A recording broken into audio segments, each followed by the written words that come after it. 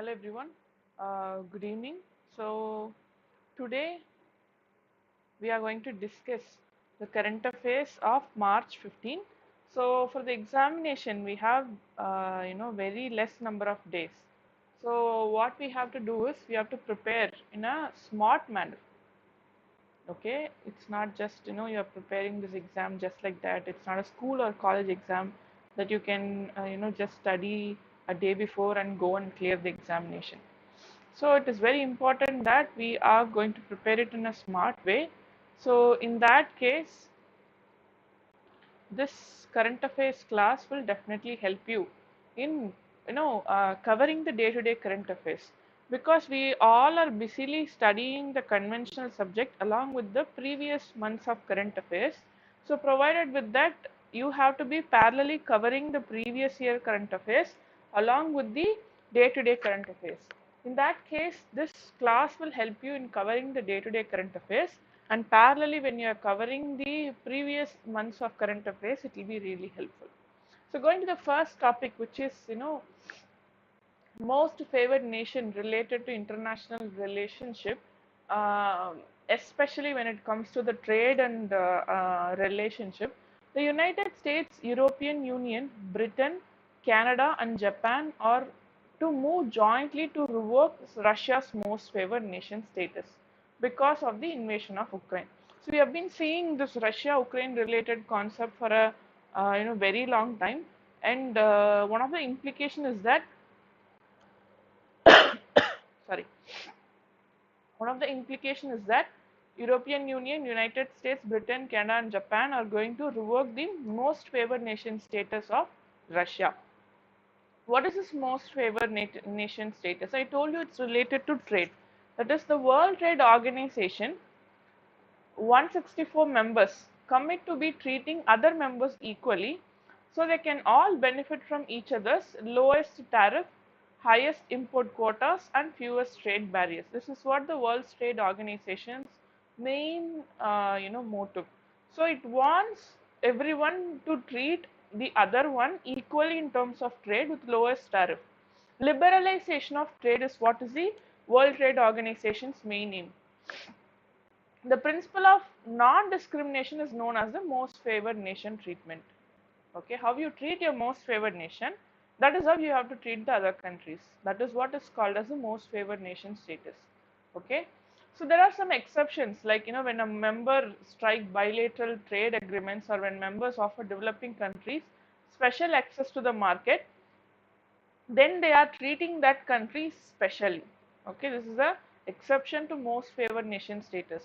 For countries outside WTO, like Iran, North Korea, Syria or Russia, Belarus, they are not members, they are outside World Trade Organization.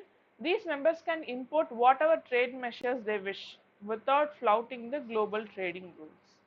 Okay, so removal of most favored nation status, what does that mean? There is no formal procedure as such. Okay, see, every country, most of the countries are sovereign in nature, so you can't question a country why you are doing this. It is the it is for the conformity the countries follow certain rules and regulation. In that process, this removal of most favored nation status, removal is not having a proper procedure as such. Okay, so not clear whether members, if the members should inform or not. That is not in the rules and regulation. India suspended Pakistan most favored nation status in 2019 after the suicide attack by Pakistan sponsored group, which means that if the most favored nation status is taken, the country which is removing the most favored nation status of country B, there is a country A removing the most favored nation status of country B, it means that this country is free to impose higher tariffs. Okay, Pakistan never applied for most favored nation status to India. Okay, what does losing most favored nation status mean? Revoking Russia's MFN status sends a strong signal that US and its Western allies do not consider Russia as economic partner in any way. Okay, but it does not itself change conditions for trade. They could also overlook Russian intellectual property rights. Okay, so IP rights, that also can be questioned now. You know that IP rights is related to, that is also related to World Trade Organization. It does formally allow the Western allies to increase import tariffs or import quotas on Russian goods or even ban them, and to restrict the service out of country. So the products which were free flowing and which had lower tariff now will face some hindrance. It doesn't mean they completely stop the trade, but it is going to face some hindrance. It is going to face some issues in terms of higher tariffs, or quotas. Only this much has to be imported, only this much has to be exported, kind of rules and regulations might arise. Ahead of this, the United States had already announced the ban on imports of Russian oil and gas. This is an important point. It's an extreme step, so it's an important point, because US has banned the imports of Russia's oil and gas. What is the benefits of most favored nation? This can be asked as a question. Like, if a country A is accepting country B as most favored nation, what are the benefits for the country B? Kind of question can come. In that case, according to most favored nation status, it's highly beneficial to countries, especially developing countries, because this status grant a country more access to a foreign market, because you will have low tariff, low import duties. So it's easy to export your product to the other countries. Moreover, trade barriers are lowered, cost of export reduces, and the products have more competition, giving business a chance to grow, because competition is the very important concept for any market to grow. If there is no competition, the market will never expand. The market will stay in the same place, sometimes it might degrade. It goes without saying that when business do well, exports increase. A country's economy also sees a substantial growth, making it a win-win situation for all. Okay, so one country is giving good goods, country A is giving goods to B, so A's economic status increases and B's needs are also met. Okay, so it also helps in cutting down red tape. Different tariffs and customs don't have to be calculated for each import.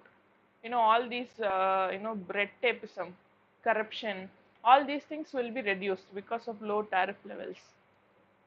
Man portable air defense system, ManPADs. It's a science and technology question, very important, because the United States President Joe Biden has approved 200 million arms package for Ukraine. Okay, it's getting serious. So $200 million worth of arms package for Ukraine, which would include US made Stinger missiles. So this is a type of shoulder to fire, that is, a man can keep. What does man portable means? A man can carry that missile on his shoulders. That is what is man portable air defense system. Do you understand? It is weightless. It's not weightless in the sense not light. It is carryable by a man, by a human. Okay. More than 17,000 anti-tank weapons, 2,000 Stinger missiles have already been sent by US and NATO the first week of March itself. Question can be, which are the following best defined Stinger missiles? It's a man-portable air defense system that can be carried on the shoulder itself. That can be one statement. Second statement, the Stinger missiles belong to Russia, Russian army. No, it is belonging to US. Okay, US is giving to Ukraine to fight against Russia. Okay, so unless I have said that the anti-tank and anti-aircraft missile have been effective in countering Russian military advances in the air on the ground. So about this ManPADs, it's a short range, lightweight, portable, surface to air missiles. Just imagine a man is, what is surface to air? From land you are shooting to air. So a man can carry it. So how it will be? It will be, you cannot shoot for a very long distance when a man is carrying. So it has a very short range. It's a short range, lightweight, because a man can carry it. It's of lightweight, and it's portable surface to air missile. Okay, it can be fired by individual or small groups to destroy aircraft or helicopters. They help in shielding troops from aerial attacks and are most effective in targeting low-lying aircrafts. Okay, when aircraft is coming to bomb the civilian population to protect them, this can be used. ManPADs or man-portable anti-tank system work in similar manner but are used to destroy military tanks. It is like a surface-to-surface missile. It is a surface-to-surface where you are, attacking anti-tank. You are attacking tank which is in the land. Here, air defense. You are attacking from surface to air. Keep this in mind. It is surface to air. It is surface to surface. Okay. Uniqueness of ManPADs, it can be shouldered fire.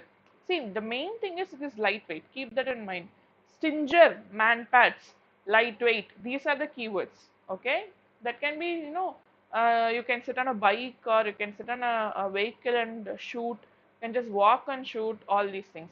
Okay. It can be, from a tripod or a stand, from a helicopter or a boat, from anywhere a man can carry it and shoot. The weight is just 10 to 20 kilograms, just the weight of a 1 year to 2 year baby's weight, not being longer than 1.8 meters. They are fairly lightweight as compared to other elaborate weapon systems, making them easy to operate by individual soldiers. Okay, it does not need much of training or body strength because that's a weight of 10 to 20 kilograms. An average weight of a 1 year or 2 year old child. Okay. Operating ManPADs requires substantially less training, as I told you, because it's of less weight. It needs less training. Heavy weight, missiles and weapons need heavy training because you have to be physically strong to lift them. But in case of this ManPADs, it's not needed. Okay. ManPADs have a maximum range of 8 kilometers and can engage targets of altitude of 4.5 kilometer. Very important, 4.5 kilometer. Sometimes you will get a question as 4,500 meters, which is equal to 4.5 kilometers. So it's in meters or kilometers. Be very careful when answering. Stealth features. What does stealth means? It cannot be detected by radio waves. That is what stealth means. Okay, it is not detected by radio wave. It doesn't mean it will just vanish in the air. It means that it is not detected by radio waves. So from a long range, it is not under detection. They have a passive fire and forget guidance system, meaning that the operator is not required to guide the missile to its target, enabling them to run and relocate immediately after firing. They themselves will find out the target. It stays locked on the target object, not requiring active guidance from the soldier. You just lock the target and shoot it. It will just go. Even though the target dodges, it will keep in its path correctly and hit the target. Missiles are fitted with infrared seekers that identify the target, the airborne vehicle, through heat radiation being emitted by the laser. You can ask me, ma'am, how does it find the target? So there is an airplane. There is an airplane, flying. So you are shooting it from here. So that missile will have IR sensor. Why IR sensor? This definitely will emit heat. So this IR sensor will lock the IR radiations, that is heat, from this air target, and it will keep following that trail and shoot it. Okay. Next is National Financial Reporting Authority. It's an economy subject and also it's a governance based subject. The government has appointed former Finance Secretary Ajay Bhushan Pandey as chairman of National Financial Reporting Authority for a period of 3 years. Okay, so generally UPSC do not ask questions related to individual, the current individual personality, like who has been appointed. But your question will come from what is National Financial Reporting Authority. It's an independent regulator to oversee the auditing profession and account standards in India under Companies Act of 2013. It's a statutory organization. It's a statutory independent regulator organization. It came into existence in October 2018. After this Satyam scandal took place in 2009, the Standing Committee on Finance proposed a concept of National Financial Reporting Authority for the first time in its 21st report. So Companies Act 2013 gave the regulatory framework for this composition and constitution. So what do you call as a statutory organization?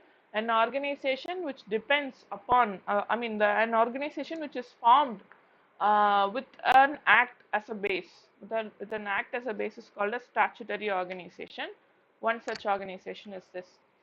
What is a composition? This Companies Act requires the National Financial Reporting Organization to have a chairperson who will be appointed by the central government and a maximum of 15 members. A chairperson and 15 members, which means totally 16. What are the functions and duties? They recommend accounting and auditing policies. Recommend. Okay, any organization, Parliament is sovereign. Keep that in mind, which means that they take inputs from different organizations. That doesn't mean Parliament should definitely follow that. Okay, they can use it, or the Parliament will take this final decision. In that case, recommend. If there is any statements, you see that it can be, constitutional body or statutory body, anything it can be, only can give suggestions, recommendations, reports, advices, not rules and regulations to Parliament. Orders to Parliament cannot be given except court. Okay.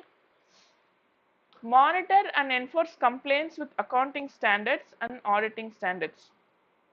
Oversee the quality of service of profession associated with such standards and suggest measures for improving the quality of service.